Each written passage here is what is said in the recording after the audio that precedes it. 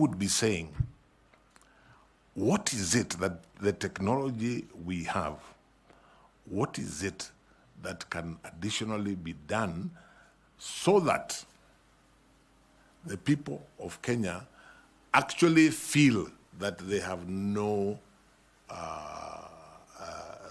reservations? IBC, I believe there's an ongoing discussion between IEBC and, of course, like the National Treasury and those who provide money about whether or not the technology, especially the KIMS kits, whether they're obsolete. IEBC takes a position, I believe, that they are now obsolete. So that's an issue that needs to be resolved. I am aware that one of the things because currently, what the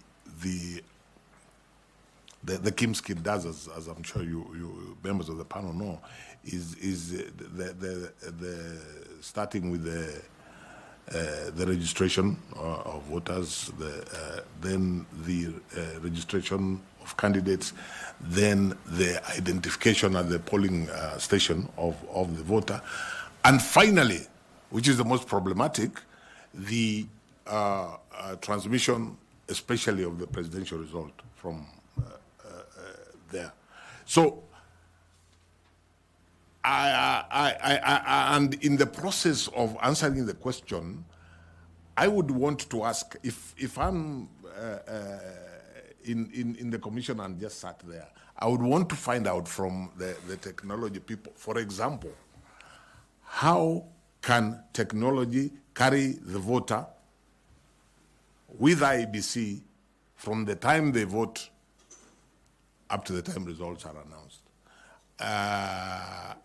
For example, the issue of technology keeping the voters, if I vote, for example, if I normally vote at a polling station called Kisii Primary School, when I vote there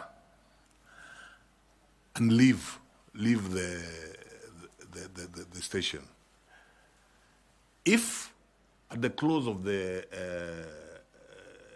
voting, I got a message that tells me in your polling station, X number of people voted. This is when they have done the counting. These are the results. The ones that are being announced, pinned to the door and transmitted and then physically taken.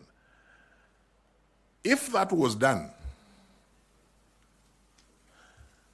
I venture, and technology helped the voter to get that. I venture to suggest that a Kenyan who was so minded could actually do the arithmetic themselves. So by the time IEBC is announcing the result, they are able to, if they are so minded, to do that arithmetic, whether through their political parties or not. So I think what I would be asking, not being a technology person myself, my question will still remain what I would be asking the technology people. What is it additional that we can do for the voter to feel that there's nothing going on wrong, there's nothing they've missed? Yeah. My last question.